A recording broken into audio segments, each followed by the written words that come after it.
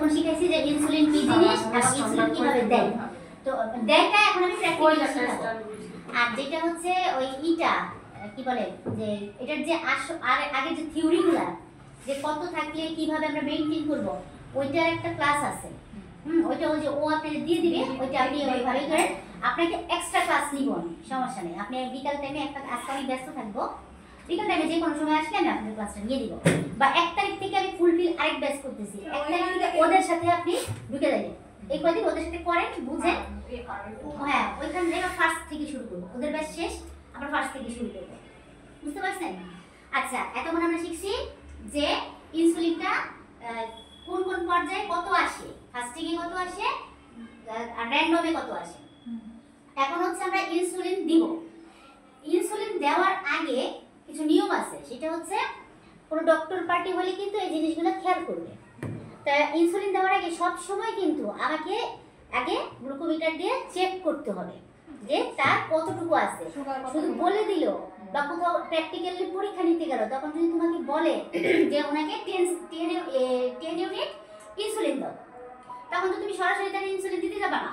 তুমি আগে তাকে দেখবা যে তার ডায়াবেটিস বা সুগার বা গ্লুকোজটা কতটুকু আছে, দেখে তারপরে তাকে ইনসুলিন দিবা। তো আমরা চেকটা আগে দেখে নিই। এটা চেক করার জন্য আমাদের একটা মেশিন লাগবে, যেটা বলে গ্লুকোমিটার মেশিন বা ল্যান্সেট ডিভাইস বা গ্লুকোমিটার মেশিন, সুগার মেশিন বা ডায়াবেটিস মেশিন। এটাকে বলে ল্যান্সেট পেন। এটা হচ্ছে ট্রিগার, এটা হচ্ছে সুইচ, এটা হচ্ছে স্ট্রিপ না কিন্তু স্ট্রিপ। আচ্ছা, অ্যালকোহল প্রেপেট বা হচ্ছে হ্যাক্সিসল উইথ কটন দিয়ে। এটা হচ্ছে ইনসুলিন, এটা হচ্ছে ইনসুলিনের সিরিঞ্জ। প্রথমে আমরা তাকে চেক করব। কিভাবে চেক করব? প্রথমে ধরো একটা পেশেন্ট আসলো, তাকে আমার চেক করতে হবে। চেক করতে গিয়ে প্রথমে তাকে আমরা কি করব? কলমটা রেডি করব। আগে কলম রেডি করব। কলমটা কিভাবে রেডি করব? খুললাম, খোলার পরে এটা হচ্ছে নিডেল, এটা ল্যান্সেট পেন বা কলম, এটা হচ্ছে নিডেল। নিডেলটা এই বরাবর সেট করব। এখানে একটা চিহ্ন আছে, এই যে এই বরাবর এই চিহ্ন অনুযায়ী আপু দেখেন এই যে একটা চিহ্ন আছে। হ্যাঁ, এই চিহ্নর এখানে একটা এই যে দেখেন এই যে এখানে একটা চিহ্ন থাকবে, এই যে দেখেন কাটা চিহ্ন। এই কাটা চিহ্ন বরাবর এই যে এই চিহ্নটা এখানে প্রেস করবেন, জোরে ঢুকে গেল কিন্তু।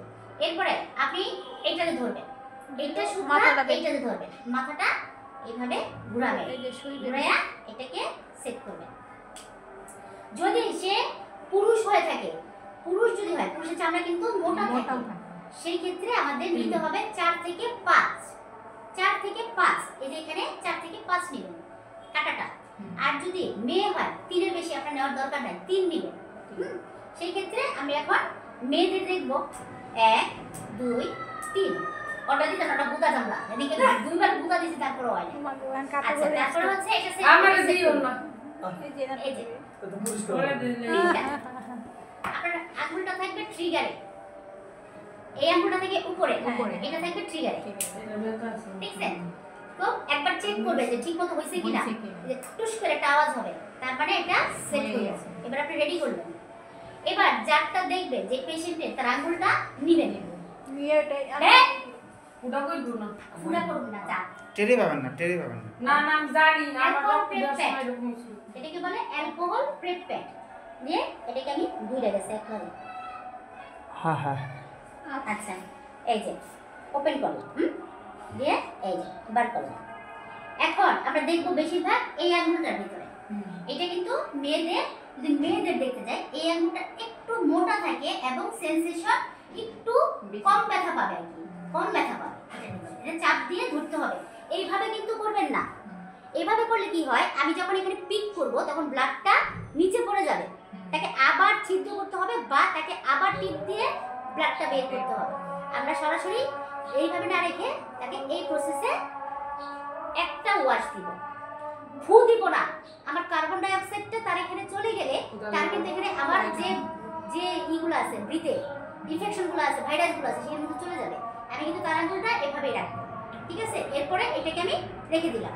এবার আমি মেশিন সেট করব স্ট্রিপ তুই হাত নিলি কেন তো হাত তুমি ফুটা করো না কি ফুটা করুন না তুই এই দেখেন আমি আছি এখানে এই যে ব্লাড চাই এই যে এরকম একটা জায়গা থাকে স্ট্রিপের ভিতরে এখানে ব্লাড চাই কোন কোন ভিতরে সাইডেও থাকে এখানে সামনে আছে তো আমি হচ্ছে এই আঙুলে করব এটা আমি সব সময় একটু আলাদা রাখবো যেন এর মধ্যে কোনো কিছু টাচ না লাগে এখন আমি মেশিনটা যখন আমি স্ট্রিপটা নিব অবশ্যই আমাকে মাঝখানে ধরতে হবে আমি কিন্তু তার এইখানে ধরতে পারবো না মাঝখানে ধরে মেশিনটা ঢুকালো এই যে দেখেন এখন ব্লাড চাচ্ছে এই যে চিহ্ন আসছে যে ব্লাড দেয় এখন আমি ওর আঙুলটা তো ওয়াশ করা তুমি কি হাসে ফুটো করব না দেখাচ্ছে দেখাচ্ছে হবে না আচ্ছা আঙুল থাকবে এইভাবে ট্রিগারে এইটা দিয়ে দেখাচ্ছে না এই যে ফুটাটা এই টিপ দিবে টিপ দেওয়ার পরে এখান থেকে ব্লাড বের হবে সেটা আস্তে করে একটু বের করে আপনি এখান থেকে